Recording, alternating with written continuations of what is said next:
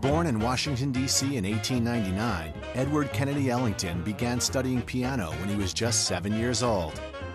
Ellington's childhood friends gave him the noble nickname Duke because of his elegant and flashy sense of style. He studied the arts while in high school, even earning but not accepting a scholarship to the Pratt Institute in Brooklyn, New York. He gave up the fine arts in favor of a musical career. By 1919, Duke performed in a small band called the Washingtonians. In the early 1920s, they moved to New York City.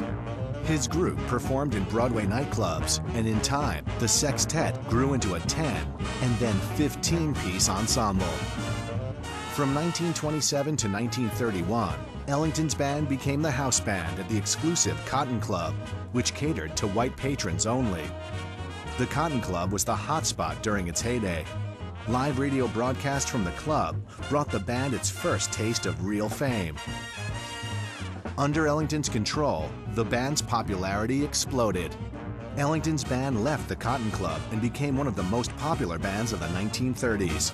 Musical numbers include Mood Indigo and It Don't Mean a Thing If It Ain't Got That Swing. He also wrote pieces like Mood Indigo, which were pop hits on the jukebox in their day and very good sellers. But then Ellington would go back and do what some music historians call retossing the salad. He would take that same piece and now score it for an extended concert venue. The band went through a few changes at the end of the 1930s, eventually developing a lighter, freer rhythm. Billy Strayhorn joined the group and composed what would become Ellington's signature song, Take the A-Train. After World War II, the music industry experienced a revolution. The expensive big bands of the pre-war era were shunned, and the industry concentrated on singers who fronted. There were periods during the Depression and then during the early 50s when the band was hardly working, and he would come out of his own pocket because he knew that as a composer he needed to hear his own music night after night. In 1956, the Duke Ellington Orchestra was invited to the Newport Jazz Festival in Rhode Island. At first, the band's performance wasn't very well received by the audience, but when they played their last number, the audience went wild. This performance and the album that followed reignited the Duke Ellington Orchestra.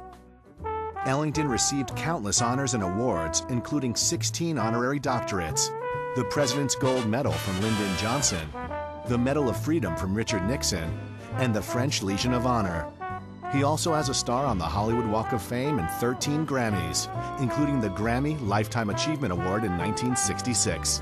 Miles Davis said that as a jazz musician, he and all of his brothers and sisters in the music should just bow down every day and thank Duke Ellington for being part of this world.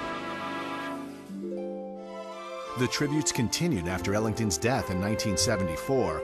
Stevie Wonder wrote and recorded the song Sir Duke in Ellington's honor. And in 1986, the U.S. Post Office issued a commemorative stamp.